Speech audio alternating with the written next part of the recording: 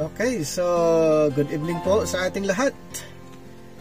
Ating pag-uusapan ang Book of Romans. Ang Book of Romans ay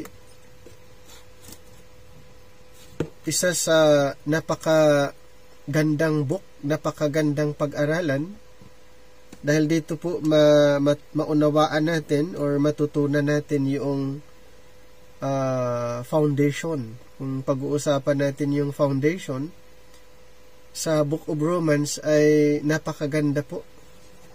At isa po na kapartner sa book na ito, yung Book of Galatians.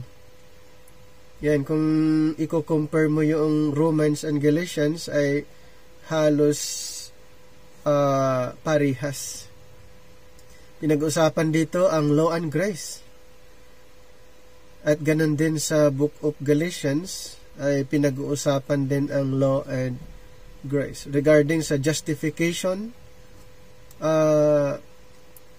by faith, justification through faith, and then salvation,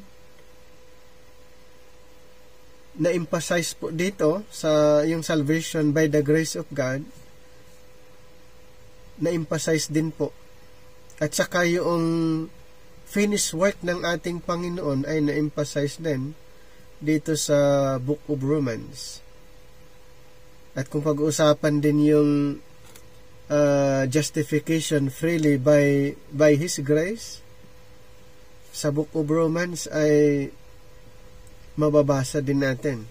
At isa pa na malalaman din natin yung paano na diminish ang program ng Israel na pag-uusapan din dito sa Book of Romans. At yung mga quotation ni Apostle Paul sa Old Testament, may marami siyang mga quotation ay nami-mention din dito sa Book of Romans. Ang dami po. Pero pag-uusapan natin ay bilang summarize lang po dahil mayroon tayong separate na pag-aaral ng verse by verse dito po sa Book of Romans. Romans is the first book in our Bibles which is addressed specifically to members of the body of Christ. Ayan, Romans is the first book in our Bibles which is addressed specifically to members of the body of Christ. Although, it was not the first epistle Paul wrote. It is not addressed to a church as such, but in Romans 1:7, to all that be in Rome, beloved of God, called saints. Ulitin ko po, ang Book of Romans ay specific po na naka-address sa members of the body of Christ. Sino po yung mga tinatawag members of the church, the body of Christ?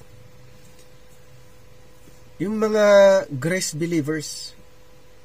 Yung mga naniniwala sa gospel na natanggap ni Apostol Pablo,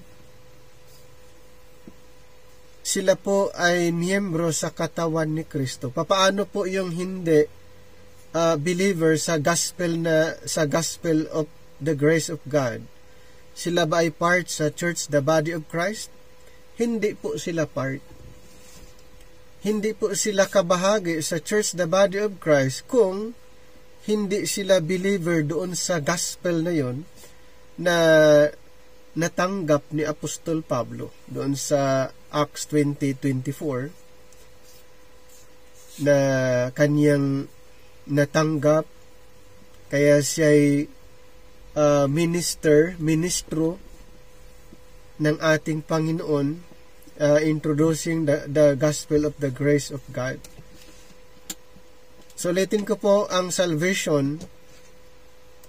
Ang salvation ngayon ay sa pamagitan ng grace. Okay? By the grace of God. Sa Ephesians 2:8 and 9, for by grace you have been saved. Kaya ulitin ko po, ang church, ang members of the body of Christ,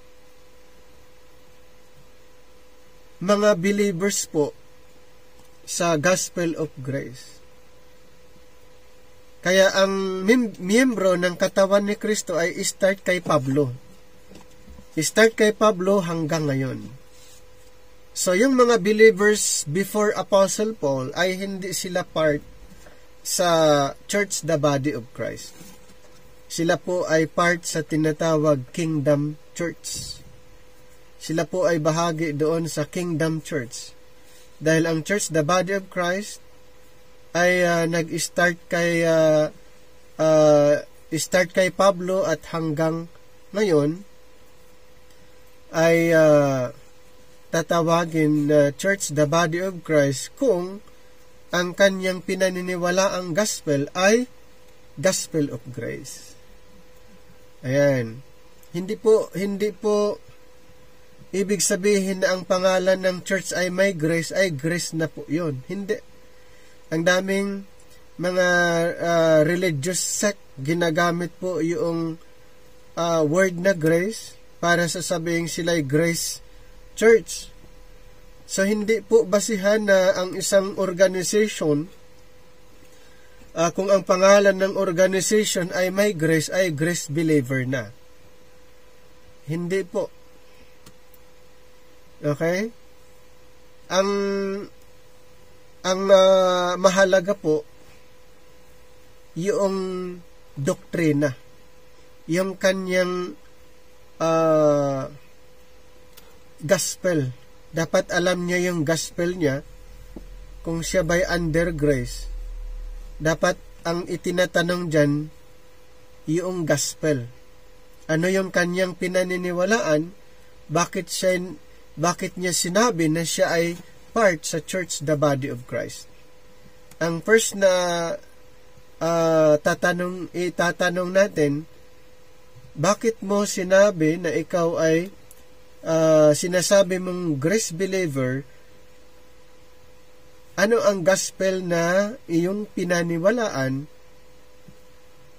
para sabihin mo na ikaw ay bahagi sa body of Christ? So, hindi po ibig sabihin na yung pangalan ay grace ay siya ay miyembro sa katawan ni Kristo. Hindi po. Niregister lang niya dahil gusto niya na ang organization may grace. Kaya niregister lang niya ang organization or ginamit niya yung title doon sa kanyang organization dahil gusto niya na mayroong grace. Pero hindi ibig sabihin na siya ay miyembro sa katawan ni Kristo. Dahil ang isang tao ay magiging miyembro lamang doon sa church, the body of Christ, kung siya ay naniniwala sa gospel of the grace of God. So, kailangang malinaw po sa atin, dapat may emphasize natin yung gospel of grace. Ayan, gospel of the grace of God. So, ulitin ko, ang Book of Romans, ang librong ito ay naka-address specific po sa members of the body of Christ.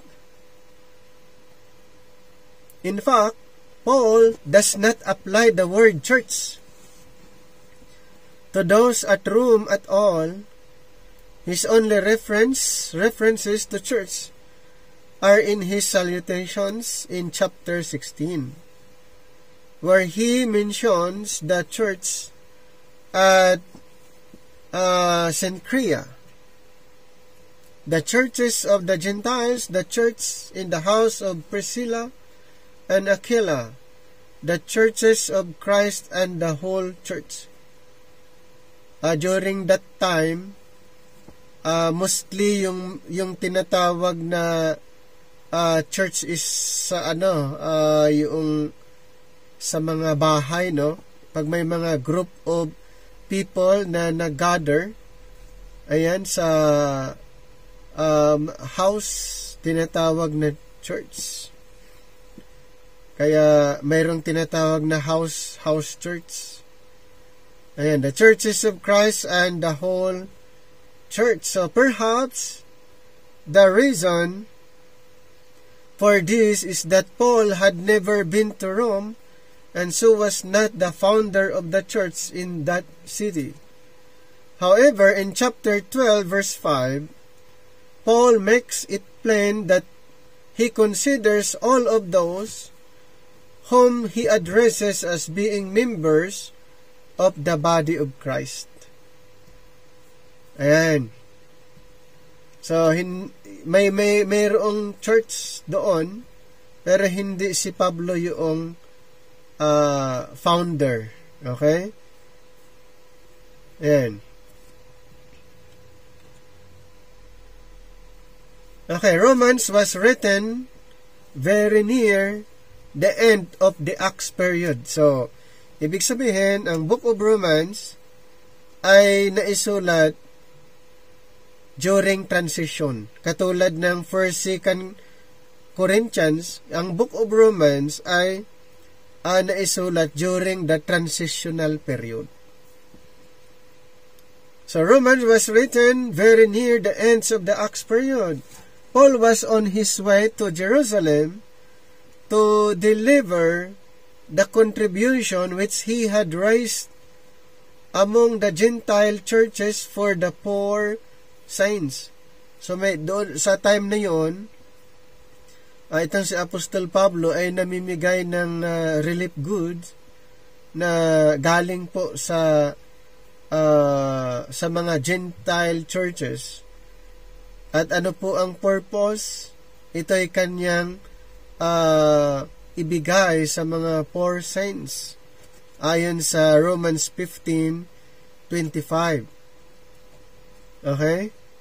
So, yun po ang kanyang ginagawa that time. So, after which he purposed to visit Rome, as we know, Paul became a prisoner when he reached Jerusalem. Nakita niyo po yung nangyari nung pumunta si Pablo doon sa Roma at later on siya po ay naging prisoner. Naging prisoner doon sa when he reached Jerusalem. Ulitin ko po. Paul became a prisoner when he reached Jerusalem. Was kept in jail for 2 years. Wow. 2 years po siyang nasa jail in Caesarea. And then was taken to Rome to have his case tried before Caesar. Yan, ganun po, no? So, ulitin ko po, after na pumunta siya sa Rome, and then when Paul reached to Jerusalem, nagiging po siya prisoner. Then was kept in jail for 2 years naman doon sa Caesarea. And then taken to Rome to have his case tried before Caesar. So mayroong mga tinatawag na investigation. So ito naman po ay hinarap ni Apostol Pablo yung mga cases, may mga accusation, marami po actually accusation na encounter ni Apostol Pablo during his journey, missionary journey. So ang dami po niyang mga sinisettle or dinidepensahan. Kaya itong si Apostol Pablo ay kanyang dinipensahan yung kanyang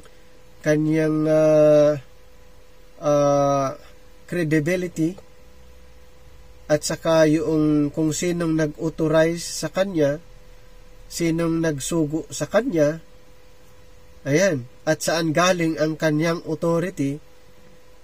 So, ang dami po na mga tanong, at ito naman ay nadipinsahan ni Apostol Pablo. Ayan. Romans is the great doctrinal epistles on the subject of justification by faith. Ang Book of Romans, kung pag-uusapan ang justification by faith, ang Book of Romans ay doon po malinaw na naituro o naisulat ni Apostol Pablo patungkol po sa justification sa Book of Romans. May justification ay by faith at saka may justification na base sa kautusan kasi doon po ay ini-explain din ni Apostol Pablo paano ma-justified ang mga believers before Apostle Paul. Dito po sa Romans chapter 2 verse 13. Romans chapter 2 verse 13. Ito po. 13, for not the hearers of the law are just before God, but the doers of the law shall be justified. Okay, so justification under the time past program ay nakabase po sa pagsunod o paggawa ng kautusan. Ay sabi dito, ang hearers ay hindi po ma-justify kaya sapagkat ang lahat ng nagkasala dito po sa verse 14, sapagkat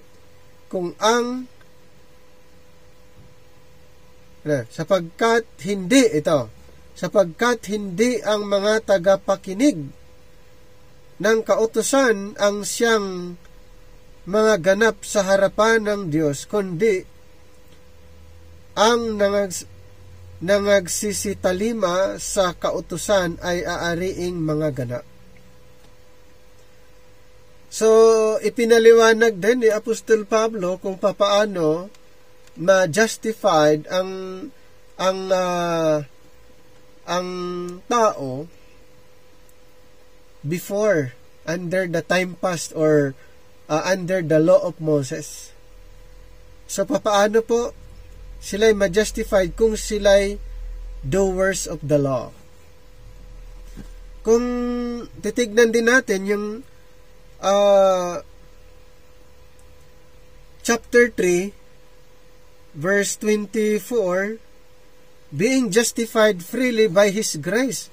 So napansin niyo po yung kaibahan. Sa Romans 2:13, ang tao ay ma-justified sa pamamagitan ng paggawa ng kautusan. Dito sa chapter 3:24, ang tao ay na-justified freely by His grace through the redemption that is in Christ Jesus. So napansin niyo po yung comparison. So pinaliwanag ni Pablo yung justification under the law of Moses and then justification under grace. Kaya ang Book of Romans, ito po'y tinatawag na Great Doctrinal Epistle kung pag-uusapan ang justification. While much in the book is dispensational in character, in chapters 9, 10, and 11 are especially so as they give the explanation of why the Jewish nation failed to enter into its kingdom blessing. So, in-explain po yan sa Romans chapter 9, Romans chapter 10, and Romans chapter 11. Doon po malalaman nyo ang reason kung bakit ang nation ng Israel ay failure sila to enter into its kingdom blessings. So what God is doing through the Gentiles in the interim, and how God will yet fulfill all of His promises to His chosen nation. So doon, sa pwede niyong basahin niya 9, 10, 11, malalaman niyo po yung situation ng mga Jewish nation. Ayan. So, how God will yet fulfill all of His promises to His chosen nation. So, remembering the purpose of this present study is not to give a doctrinal exposition or verse-by-verse exegesis. So, the epistles, but rather to point out briefly those things which are especially related to dispensational truth. We will begin by looking at the introductions and conclusion. So, ulitin ko yung purpose. Ayan. Dito po sa ating pag-aaral. Paul begins by speaking of himself as having been separated unto the gospel of God.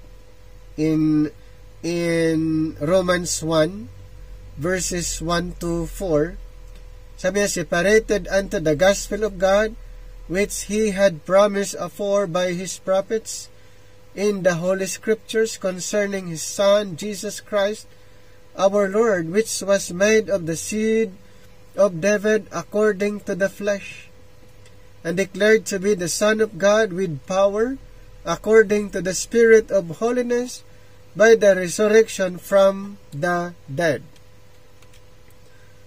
He ends the epistles with the contrasting statement in 16:25 to 26. Now, to Him that is of power to establish you according to my gospel, and the preaching of Jesus Christ according to the revelation of the mystery which was kept secret since the world began, but is now made manifest, and by the scriptures of the prophets, according to the commandment of the everlasting God, made known to all nations for the obedience of faith.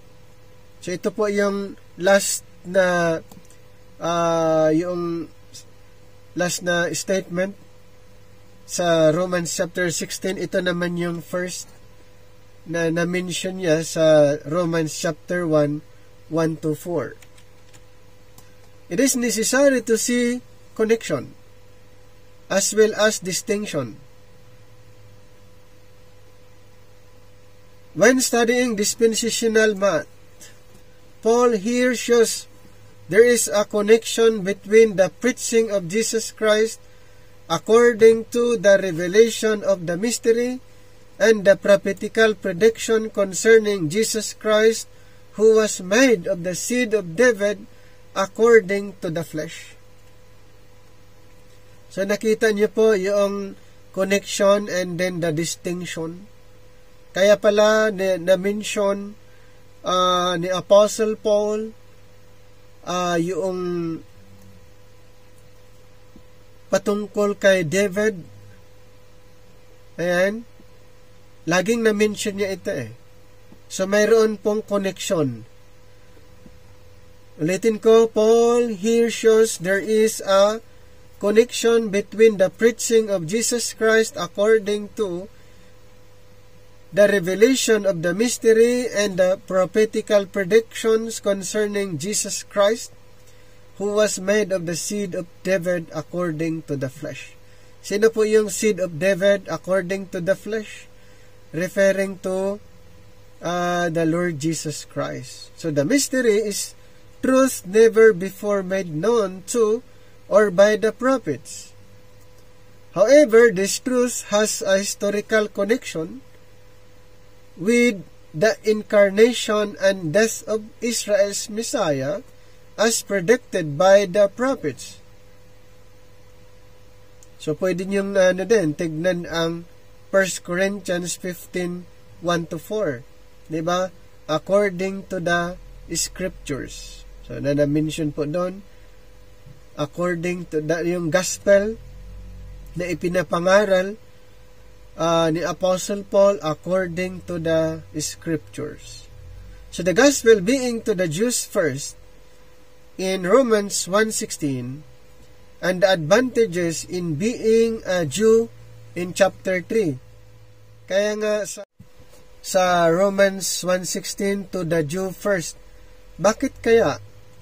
Dahil ang mga Israelites during the transitional period, during that time, ay kung tutuusin yung advantage para sa kanila dahil ang oracles ng Panginoon ay nasa kanila kung titignan natin.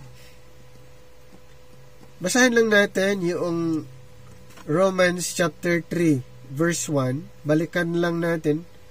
What advantage then hath the Jew? Or what profit is there of circumcision? Sayan po. Naturally raise dispensational questions. These statements must be considered in the light of other statements in the epistles, such as, there is no difference between the Jew and the Greek in Romans chapter 10 verse 12. Then, in chapter 3 verse 9, we have before proved both Jews and Gentiles that they are all under sin. Then in Romans 11:28, as concerning the gospel, they, referring to Israelites, are enemies for your sakes. So pwede nating i-consider sa time na ito, during the ministry of Paul, Jews and Gentiles alike. Wala na pong pagkakaiba ang Israel at saka Gentiles during his time. Paul is not declaring that the Jew has any spiritual priority over the Gentile. So nung nangangaral si Apostle Paul, wala na po siyang nakita na ganun yung estado ng mga Israelites. Wala na po yon yung spiritual priority. Naunawaan na ni Pablo yan. During sa time niya, wala na pong tinatawag na superior. During the time of Apostle Paul, Jews and Gentiles alike. Wala pong nakakalamang. Ang mga Israelites, hindi po sila nakakalamang sa mga Gentiles during the time of Apostle Paul.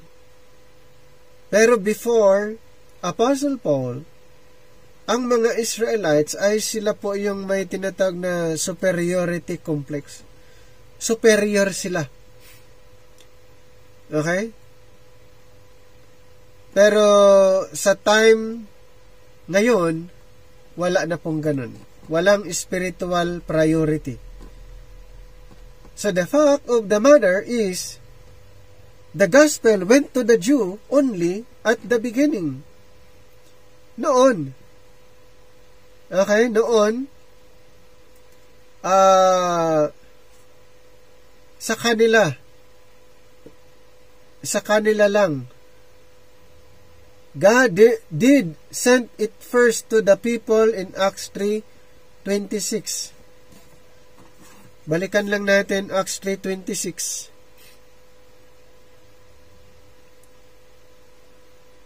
Chapter 3 verse 26. And so you first, God having raised up His Son Jesus, sent Him to bless you in turning away every one of you from his iniquities. O napansin niyo po, ang mga Israelites, sila po yung una. Sila po yung pinangaralan. Sila yung unang pinangaralan ng Ebanghelyo. Dagdag natin yung Acts 13:46. Acts chapter 13:46.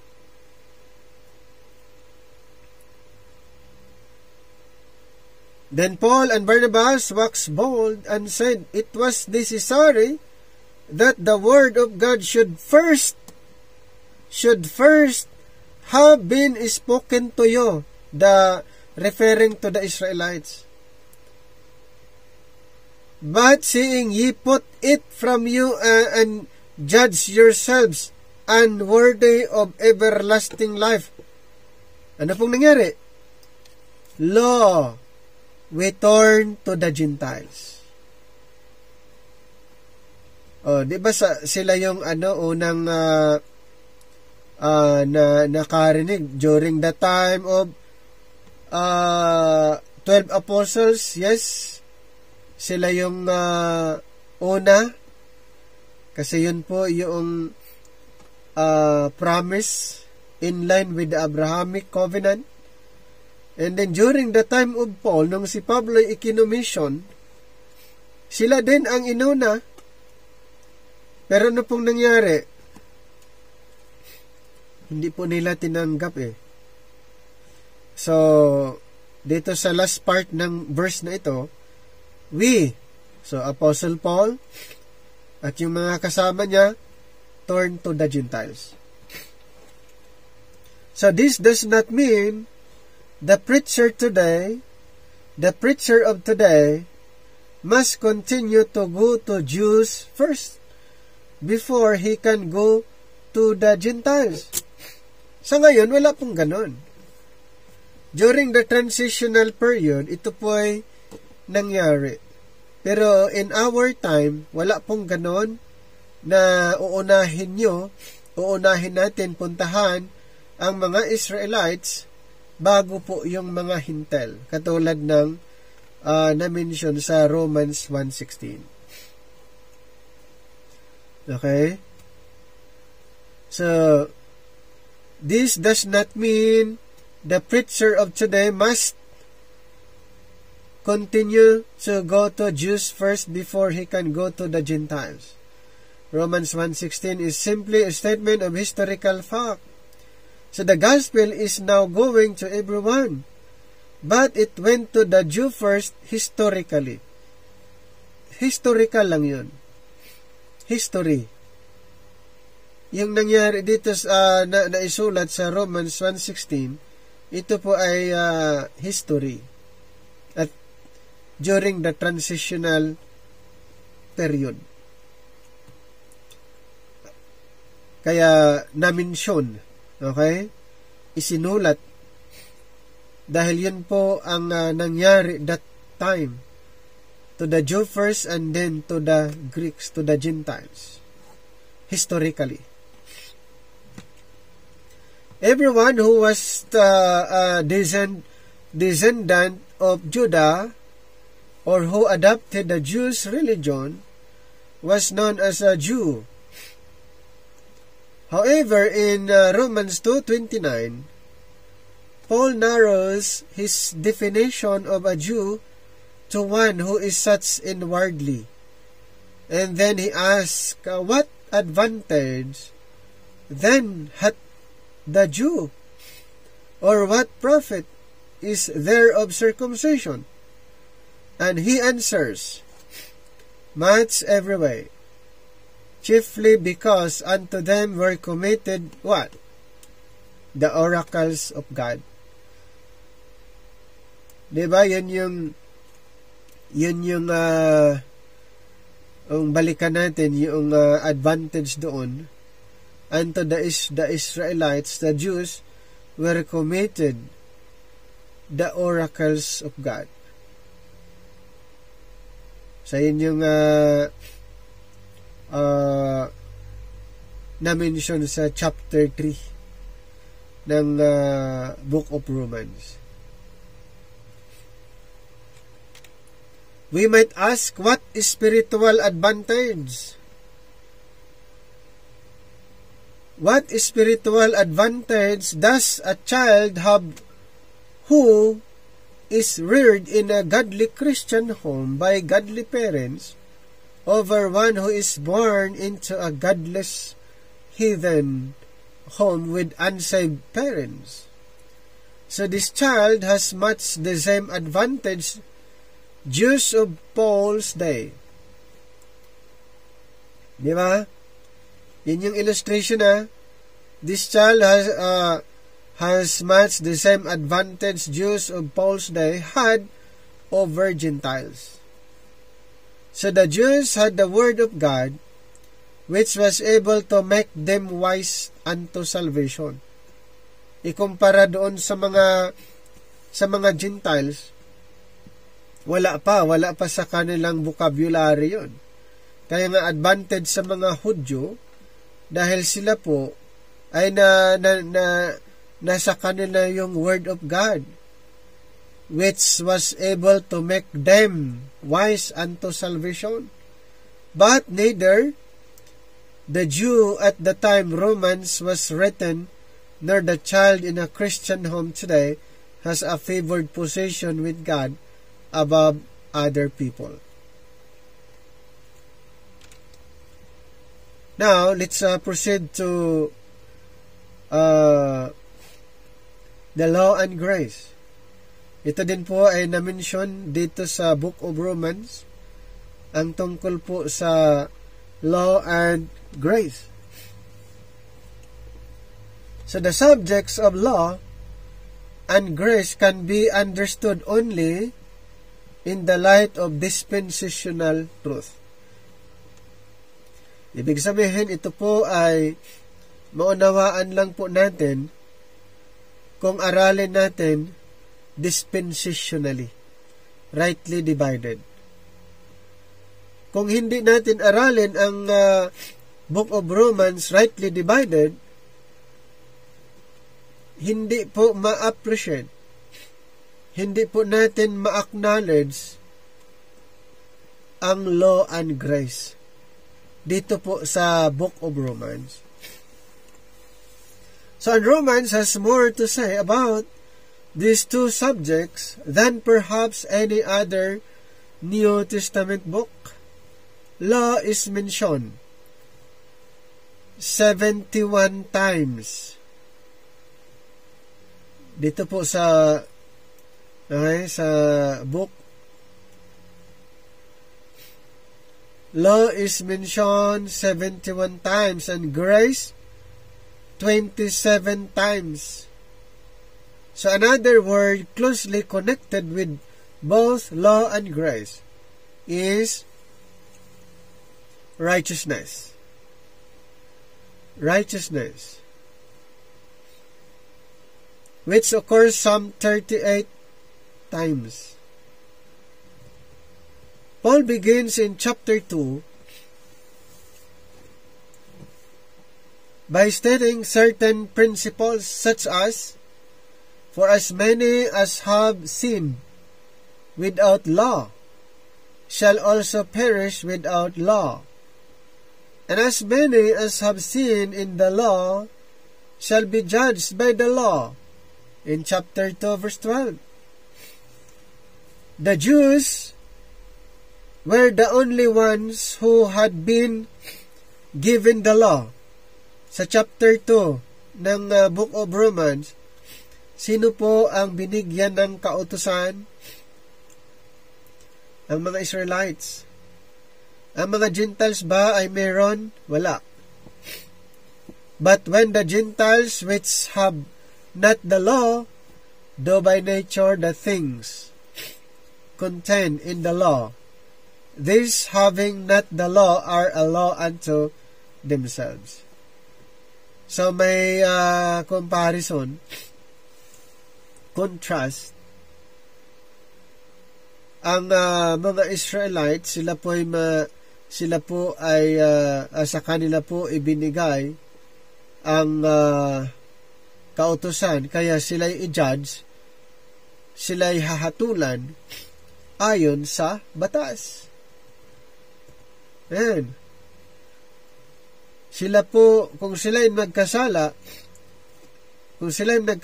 doon sa kautusan, ay hahatulan din po sila ayon sa kautusan. Yun yung description sa mga Israelites that time. Pero yung mga Gentiles ay hindi po sila naibilang doon sa batas na yon na ibinigay ng Panginoon kay Moses para sa mga Israelites. Kaya sabi dito, but when the Gentiles which have not the law do by nature the things contained in the law, these having not the law are a law unto themselves. In chapter 3, he explains why God gave the law to Israel. So yung chapter 3 ay explanation kung bakit ibinigay ng Panginoon ang kautusan para sa Israel. Yung chapter 2 kanina, meron lang contrast. Meron lang contrast na yung kautusan ay nasa Israel, at kung sila magkasala ayon sa kautusan, i-judge po sila doon. Yung chapter 1 kanina ay pinag-uusapan kung sino yung advantage. Anong group of people ang advantage? So, na-describe doon, advantage para sa Israel na kung tutuusin sila'y maligtas dahil nasa kanila yung Word of God. Advantage sa kanila dahil alam nila yung Word of God. Kaya kung ipapangaral ang kaligtasan, advantage sa kanila na sila'y maliligtas. Dapat. Sa chapter 2, ulitin ko, yung contrast ng Israel, sila ang may batas, ang mga Hintel, ipinapakita doon na wala silang batas na ibinigay. Ulitin ko, ang binigyan ng batas sa chapter 2, mga Israel, at kung magkasala sila sa batas na yon, hahatulan sila ayon sa batas. At yung mga Hintel, hindi sila binigyan ng batas. Gumagawa lang sila ayon sa kanilang kaisipan na ito ay maganda, nagiging batas ayon sa kanilang conscience. Yan. So, in chapter 3, ulitin ko, explains why God gave the law to Israel. Yung the reason kung bakit ibinigay ng Panginoon ang batas sa Israel. Yan po ang the whole, kumbaga, issue ng chapter 3. Yun yung issue ng chapter 3, why God gave the law to Israel. He tested these people for 15 centuries under His perfect law, and they all failed the test. Meron mo yun? Ilang century? Di ba ang dami? 15 centuries. In one century, pag sinabing century, 100 years, tama? 1500.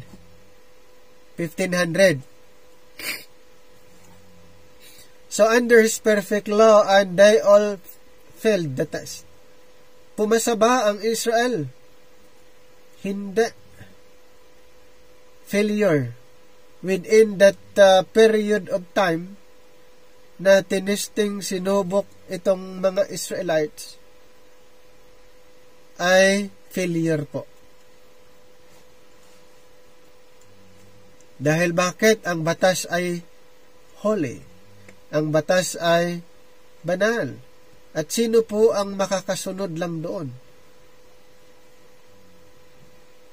So, ang batas ay masusunod, kaya nilang sundin kung sila ay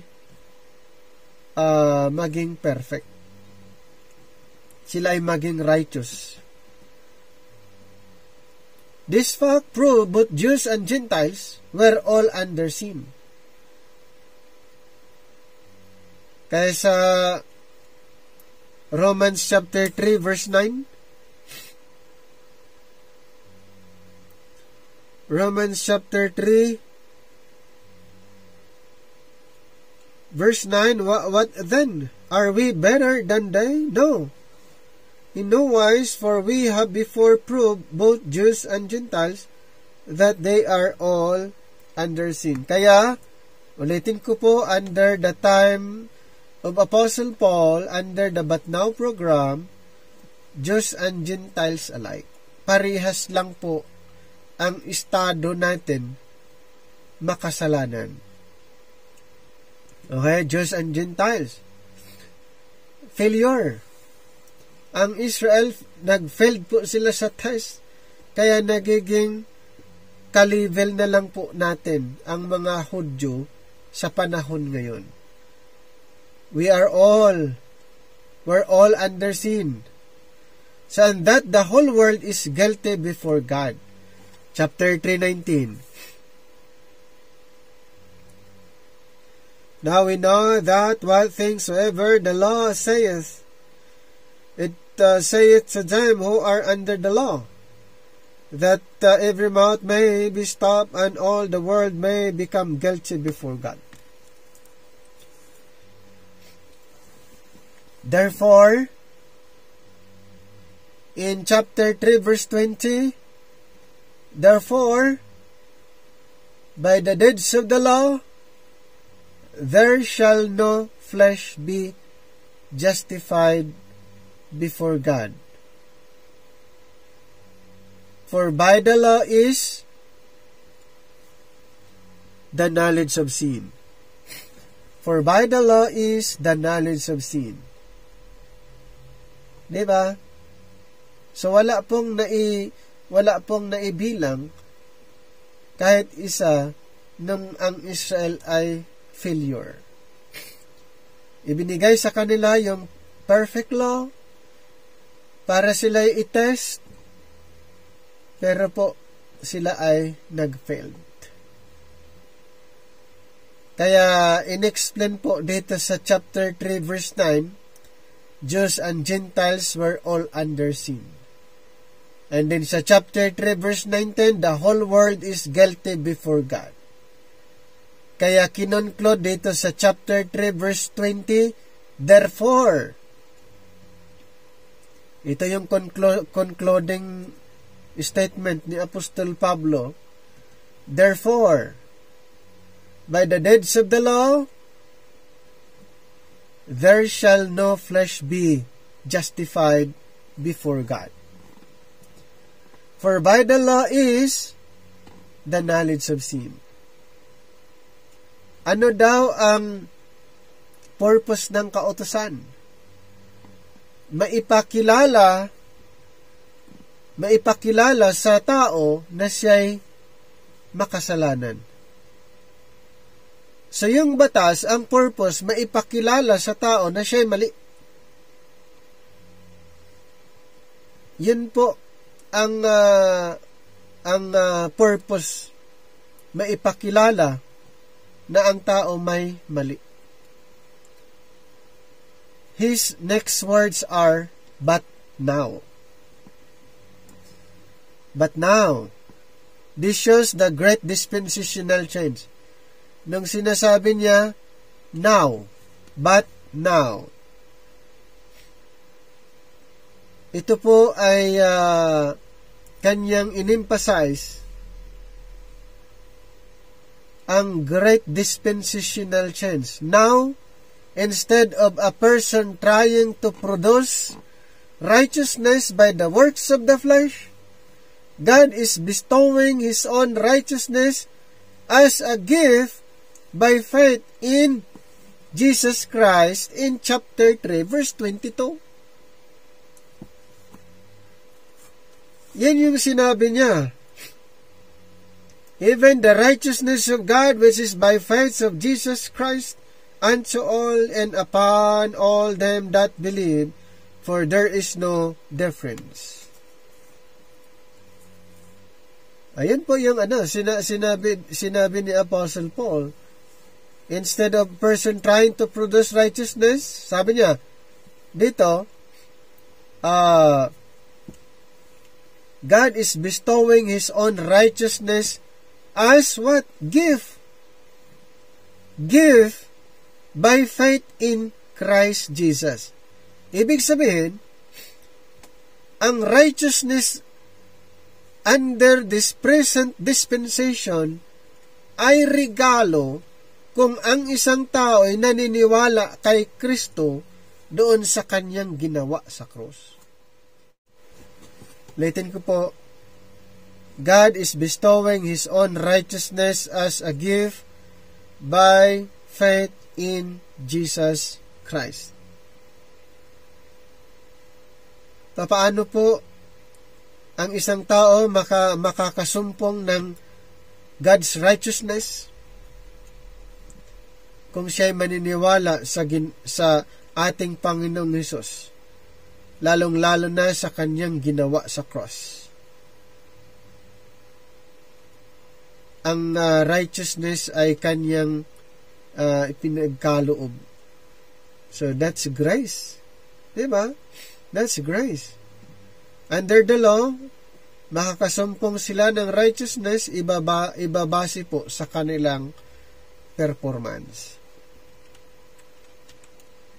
It might almost seem that Paul contradicts himself in chapter 3:31 after having said, we are justified entirely apart from the law, now to say, do we then make void the law through faith? God forbid. Yeah, we establish the law. But Paul does not establish the law either by seeking to be justified by the law or by putting himself under the law after he is justified by faith.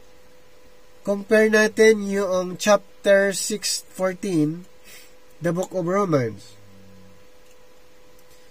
Anong sinabi niya sa verse 14? For sin shall not have dominion over you, for ye are not under the law, but under grace. Verse 15, what then?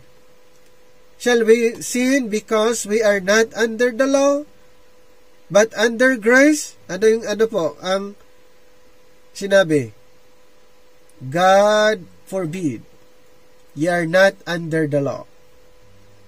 Our justification ay hindi base sa law of Moses.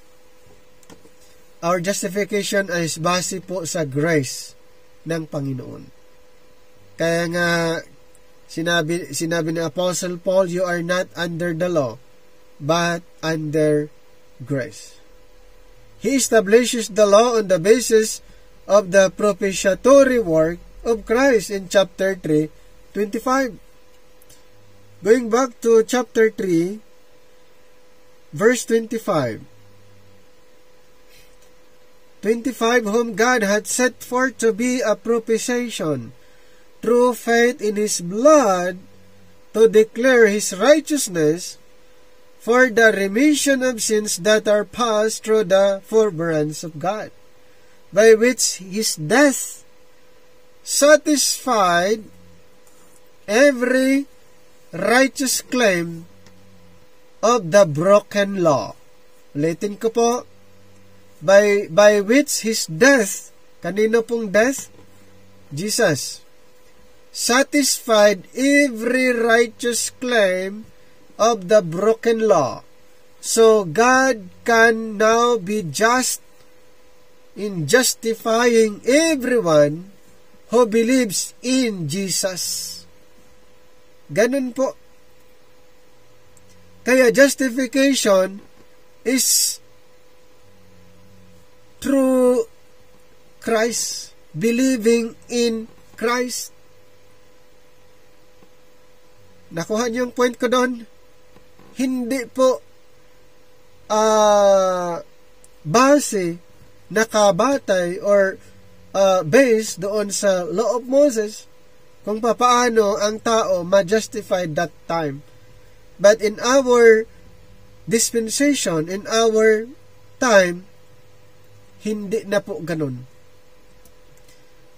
Okay? Ito po ay base na lang po, nakabase po, ang basehan po ay yung work ni Christ. At kung sino ang maniniwala doon, siya ay ma-justified. How about chapter 4? Chapter 4 ng Book of Romans deals with 3 different dispensations. Ano yung una? Promise. Next is the law. And then number 3 is grace. Ito po yung issue sa chapter 4. Kaya kung gusto nyong aralin ang chapter 4, ito po yung tatlong tinatawag na dispensation. Dispensation of promise, dispensation of law, and dispensation of grace. Abraham lived before the law, so that's the promise. Abraham lived before the law, and David lived under the law. So before the law, it's time of Abraham, yan po yung dispensation of promise. And then David lived under the law, ibig sabihin, dispensation of law. And then Paul lived after the law, ibig sabihin, grace, dispensation of grace. So yun po yung issue sa chapter 4 ng Romans. How was Abraham justified? It could not have been by the law. Why? Because Abraham lived before the law. So, ibig sabihin, hindi siya na-justified sa pamamagitan ng law of Moses. For he lived some 400 years before the law was given. So, bago po ibinigay ang batas, doon po si Abraham na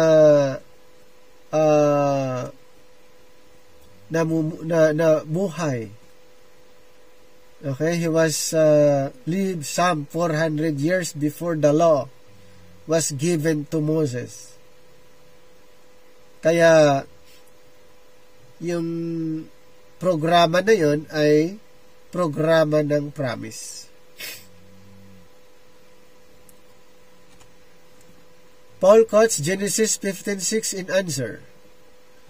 Abraham believed God, and it was counted unto him for righteousness. And although David lived under the law, Paul quotes him as saying, Blessed is the man to whom the Lord will not impute sin. Therefore David must have approached God upon the principle of faith and not upon the principle of the works of the law. Israel as a nation did not emulate David in this matter, according to Romans 9. Romans chapter 9, 31 to 32. But Israel, which followed after the law of righteousness, hath not attained to the law of righteousness.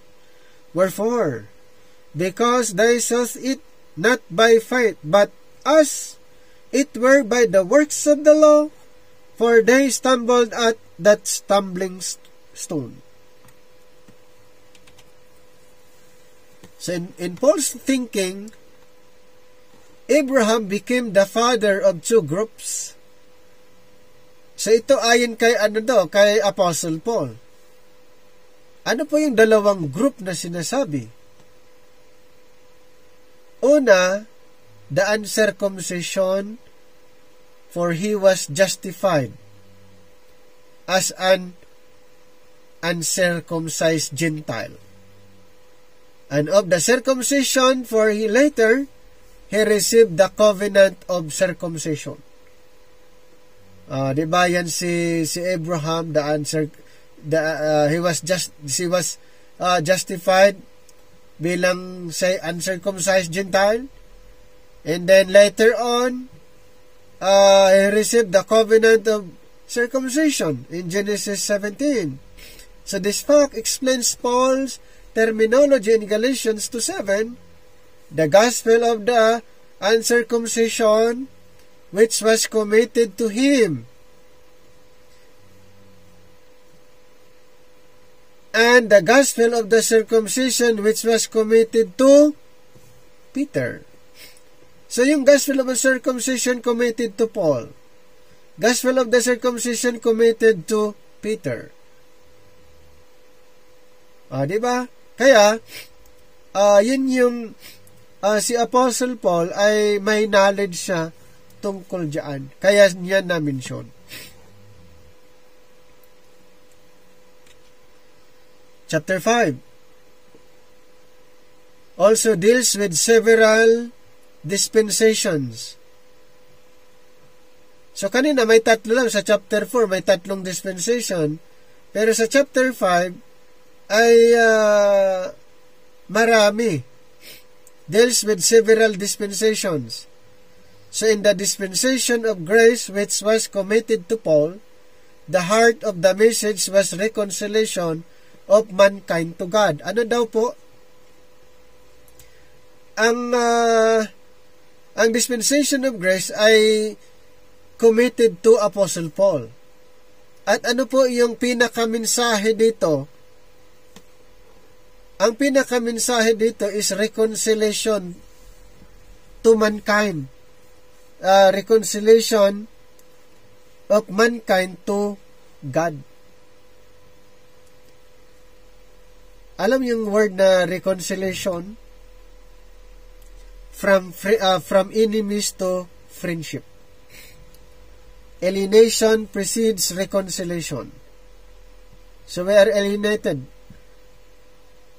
So kailangan na tayo ma-reconcile. Papaano po? By the gospel. So reconciliation happen kung ang isang tayo maniniwala sa gospel. Anong gospel yun? The gospel of grace.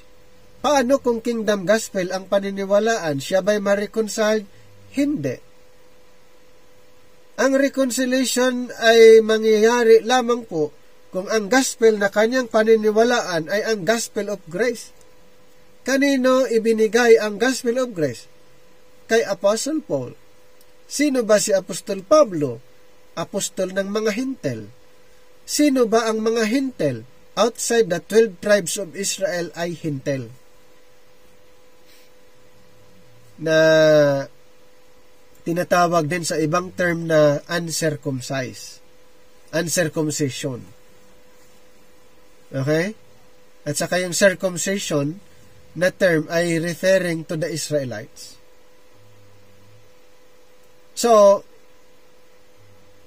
ang dispensation of grace ay ibinigay ng Panginoon kay Apostol Pablo at sa kanya din ipinagkatiwala ang ebanghelyo na ito, na kung sino po ang maniniwala sa ebanghelyo ng grace, the gospel of grace, ay siya'y magiging bahagi sa katawan ni Kristo, the church, the body of Christ.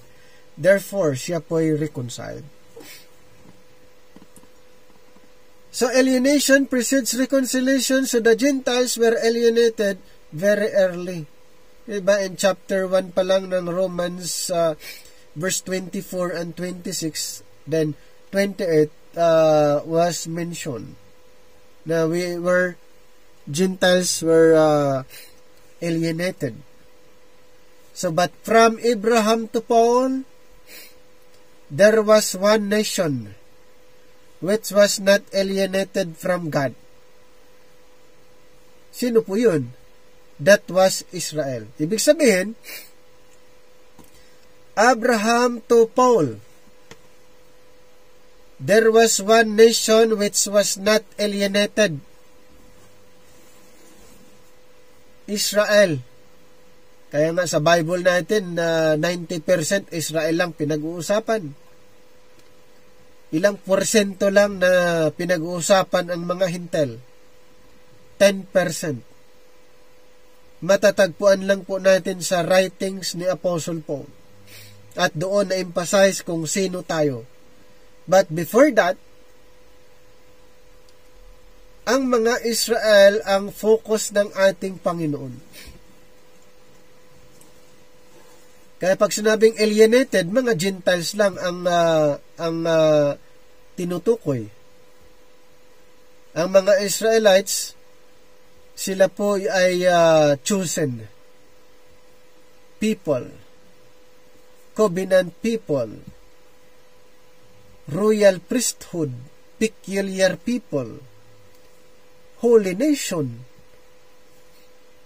Finally, Israel too became alienated through the rejection of the Holy Spirit in the early chapters of Acts.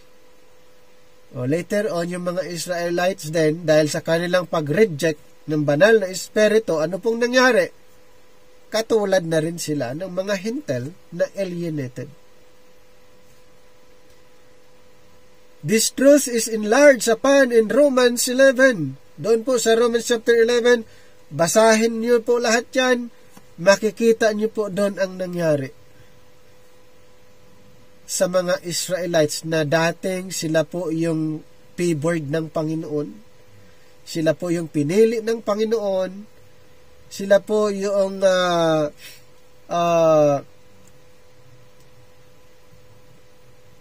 tinatawag na covenant people. Nung nireject nila ang Espiritu during Acts period, wala na pong ganon. Now, there is no difference between Jew and Gentile. All are alienated. Sa panahon ngayon, parihas na lang. Jews and Gentiles, all are alienated. Hindi na katulad doon. In the chapter before us, Paul goes all the way back to Edom as the head of the human race and shows how sin and death with the attendant condemnation came upon all through the one man's sin. Then he shows how through another man and his one act of righteousness God has brought justification of life to all who believe. So the another man na na-mention po dito is referring to the Lord Jesus Christ. Not referring to the first man, Adam. Ano daw sa another man na na-mention? His one act of righteousness, God has brought justification of life to all who believe. Believe who? Kay Jesus Christ. Maniniwala sa kanyang finished work. Hindi lang po paniwalaan nung siya'y ipinanganak. Ang paniniwalaan po ay yung kanyang ginawa doon sa cross. Alienation came by Adam. Reconciliation came by Jesus Christ. So, napansin niyo po, alienation doon galing kay Adan. Kaya buti na lang nandito ang Panginoon, kaya mayroong reconciliation. Kaya in verses 12 to 14, Paul explains that although sin is not imputed, where there is no law, nung wala pa yung batas, mayroon bang imputation of sin? Wala. Nevertheless, death reigned from Adam to Moses. From Adam to Moses, death reigned. He thus proves Adam's sin had been imputed to all of his descendants, even though they had not sinned after the similitude of Adam's transgression. How about chapter 6? So kanina pinag-usapan natin alienation and reconciliation in chapter 5. In chapter 6 naman, as we have already pointed out, proves we are not under the law in this dispensation. Yes, we are not under the law, but under grace. So the remainder of the chapter shows how the believer today is identified with Jesus Christ in His death, burial, and resurrection. Kailangan malinaw po sa atin, mga believers ngayon, dapat tayo po ay identified with Jesus Christ in His death, burial, and resurrection. Nakakalungkot po, hindi po na-emphasize ang finished work ng Panginoon when it comes of presenting the gospel. Alam niyo po, ang laging naririnig, tanggapin mo si Kristo. Gusto mong pupunta sa langit, tanggapin mo si Kristo. Ayaw mong pumunta sa impyerno, tanggapin mo si Kristo. May gospel ba dun? Wala. Pananakot lang. Tatakutin lang yung tao, tapos sasabihin, tinanggap mo na si Kristo. Anong tinanggap niyo dun? Walang gospel na i-introduce. Dapat, i-introduce first the gospel, and then later on, tanungin for confirmation kung naunawaan yung ipinaliwanag mong gospel, kung yung gospel na yun ay kanyang pinaniniwalaan. E paano kung hindi pala niya naunawaan? Ano ang tatanggapin o ano? Wala. Tatanggapin ang gospel and paniniwalaan yung gospel patungkol kay Kristo, His finished work. Dapat i-share ang gospel, the gospel of the grace of God, para siya po ay ma-identified doon sa death ng ating Panginoon, His burial, and His resurrection. And this identification is not by or through the means of ceremonial baptism. Hindi po emphasize. Hindi po kasama ang tubig, ang bautismo sa tubig para ikaw ay ma-identify doon sa death, burial, and resurrection ni Kristo. Hindi po kailangan ang ceremonial baptism para ang isang tao ay sasabihin niya, ako ay identified sa death, burial, and resurrection ng ating Panginoon. Ang ceremonial baptism, ito po ay under the law of Moses. Ito po ay batas. Hindi po tayo under sa law of Moses.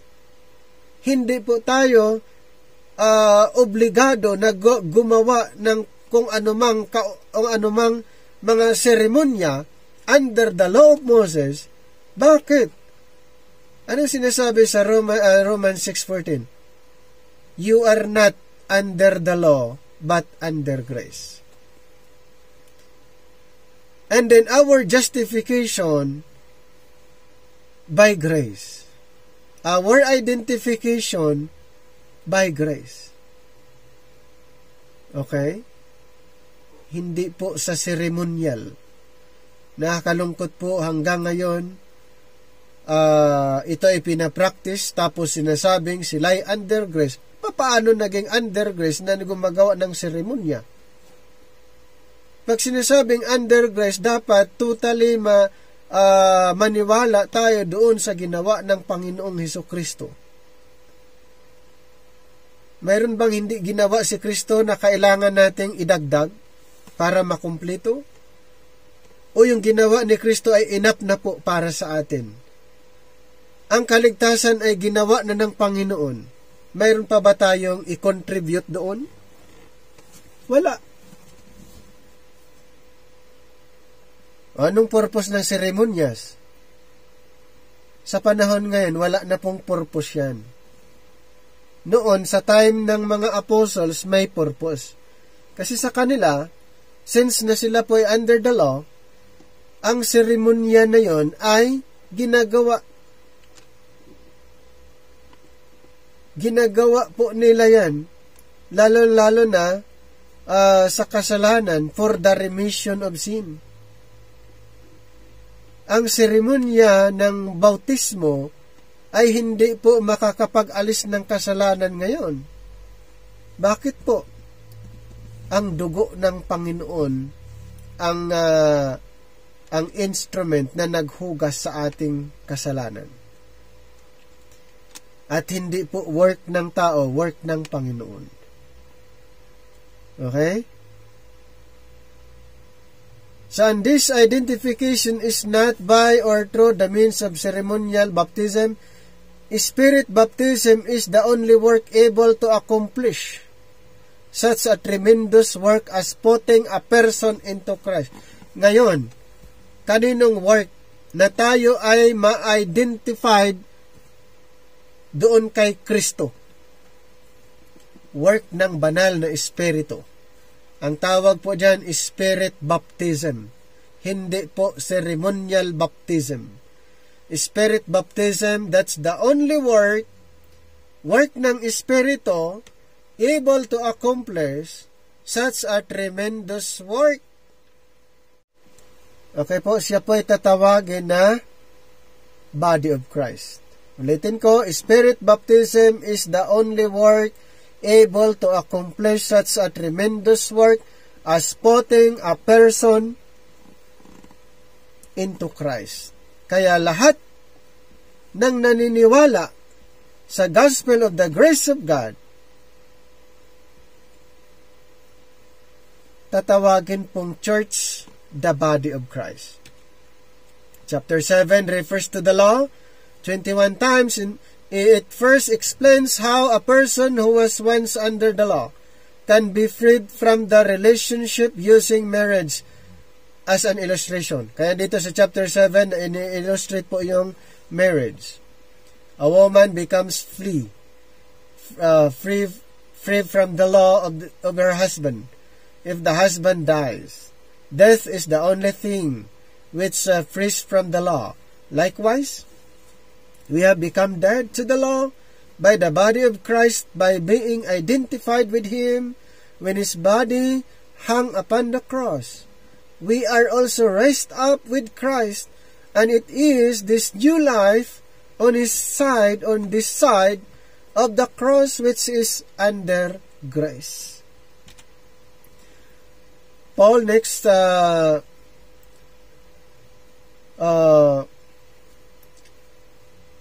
elaborate po dito the law by showing although the law brought condemnation, yes, and death to mankind, so the fault did not lie in the law but in the nature of indwelling sin. Even after one is saved and receives a new nature, there's still the opposition of the sin nature which may bring defeat. So mayroon pa rin tayong tinatawag na old nature. Mayroong new nature and then mayroong old nature or the sinful nature na nasa atin. Kaya sa chapter 8 naman shows victory over sin. Dahil sa chapter 7, yung napag-usapan natin, ang sin ay nasa atin and then minsan ito ay nag-ooperate, nag-control sa atin. Pero in chapter 8, in-explain po that we are victory over sin nature can come only through the operation of the law of the Spirit of life in Christ Jesus. So this new principle of life, that's what the Mosaic law could never do, sets us free from the law of sin and death and fulfills all of the righteous demands of the law. This chapter contains some of the most precious truths for the believer in this dispensation, but space will not permit further comment. So the next 3 chapters are usually considered to be the dispensational section of the epistles, even as the first 8 chapters are doctrinal and the last 5 are practical. So basically, the question which Paul now tackles is this: how does it happen that the people of Israel have failed to get what God promised them, and instead the Gentiles, to whom God had made no promises, were now being blessed? Has the word of God failed? Has there been unrighteousness with God? Of course, the answer is an emphatic no. In the first place, not every physical descendant of Abraham was a child of God. They are not all Israel which are of Israel. Chapter 9:6. Furthermore, the nation as a whole was ignorant of the righteousness of God. Yes, referring to the Israel, and was going about to establish their own righteousness. Sino po? Yung mga Israelites. So they stumbled that stumbling stone which was Christ in chapter 9:33. Finally, ito yung sabi ni Pablo, God has not once and for all cast away His people, Israel, in chapter 11:1. At the time, there was a remnant according to the election of grace, which had obtained salvation. Paul was one of them, and the rest were blinded.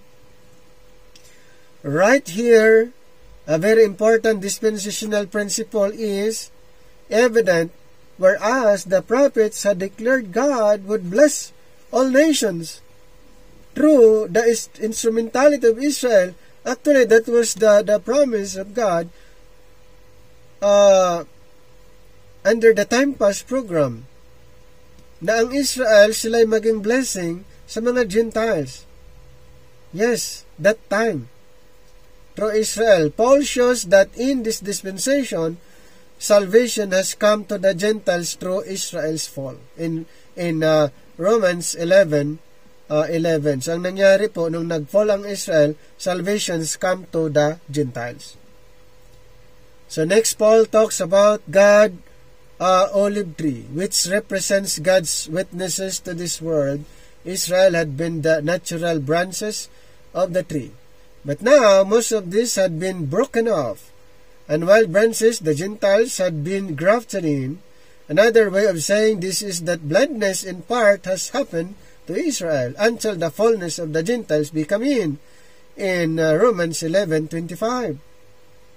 After this present dispensation is past, God will graft the natural branches back in. So ito po ay babalik na po sa kanila after the rapture or caught up. He will take away the blindness, and all Israel shall be saved in Romans 11:26. So ang program po ay babalik na po sa kanila dahil sa time ngayon, ang program ng Israel ay temporary po, interrupted. Why? Dahil po doon sa revelation of the mystery, revelation of the dispensation of the grace of God given to and through Apostle Paul under this present dispensation. Kaya temporarily po na-stop ang programa ng Panginoon sa Israel. Pero after the caught up or the rapture, ibabalik po sa kanila ang dating program na hindi pa tapos. Thus God's covenant will finally be fulfilled to Israel. Yes, after that, matutupad na po ang covenant ng Panginoon sa kanila. There's a great deal concerning God's counsels, which is incomprehensible to us. And so Paul ends this section with a cry, "Oh, the depths of the riches of the wisdom and knowledge of God, how unsearchable are His judgment, and His ways past finding out," in chapter 11:33. Chapters 12, 13, and 14 are largely practical. So itong chapter na ito, magkakasama ito, chapter 12, chapter 13, 14, ito po ay practical in nature and contain, if any, dispensational truth.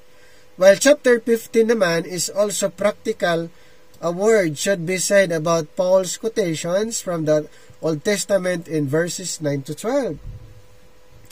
Paul introduces these quotations with the statement, I say that Jesus Christ was a minister of the circumcision for the truths of God to confirm the promises made unto the fathers. This statement was no doubt intended to contrast with his words in verse 16, that I should be the minister of Jesus Christ to the Gentiles. In between, he quotes the prophets concerning Gentile salvation. It should be noted, Paul does not say, these prophecies are being fulfilled in God's present program. Wala siyang sinabi doon. Hindi ibig sabihin no, na mayroon siyang mga quotation ay fulfillment sa this present dispensation. Hindi po. Only the quotation, mayroon pong purpose kung bakit niya kinote ang Old Testament scripture. Okay? So it should be noted, Paul does not say these prophecies are being fulfilled in God's present program, but rather that he is using them by way of illustration or secondary application. So the epistle ends with a reference to what Paul calls my gospel and the preaching of Jesus Christ, which according to the revelation of the mystery, which was kept secret since the world began, in chapter 16, verse 25. It is important to see Paul had received the revelation of the mystery before the ends of the Acts period, which fact is a sufficient answer to what is so-called Acts 28 dispensationalism. So meron pong mga group o Acts 28 dispensationalism. So ibang group po ito na ang Church, the Body of Christ ay nag-start Acts 28. So hindi po tayo part doon sa group na ito, mga Acts 28. So the mystery is mentioned but not fully developed at this point. So for further development, we must go to his present epistles in Ephesians and Colossians. So tandaan po natin, si Apostol Pablo ang binigyan ng ating Panginoon dito po sa programa ng grace, the dispensation of grace. So, ibig sabihin, before Apostle Paul, bago pa na i-rebuild ang programang ito, ang focus ng Panginoon ay sa Israel. Ang concern ng Panginoon ay sa Israel. Pero nung nireject ng Israel ang offer, okay, nung nireject po nila yung kingdom gospel, ang Panginoon po ay nag-open ng panibagong programa sa pamagitan po ni Pablo. At good news po, si Pablo ang apostol ng mga Hintil. At sa kanya po ibinigay ang gospel na ipapangaral dapat natin ngayon, the gospel of the grace of God. So, kung ito ay paniniwalaan, kung ito ay ipapangaral na ebanghelyong ito at paniniwalaan ng mga tao, sila po ay magiging bahagi sa katawan ni Kristo. Kaya, ang Book of Romans ay napakaganda po na book pag-aaralan, lalong-lalo na sa mga doctrinal and practical issue. At marami po tayong pwede pang matutunan. Ito po ay summary lang po yung ginawa po natin. So hanggang dito na lang po ang ating pag-aaral sa Book of Romans. Maraming salamat po.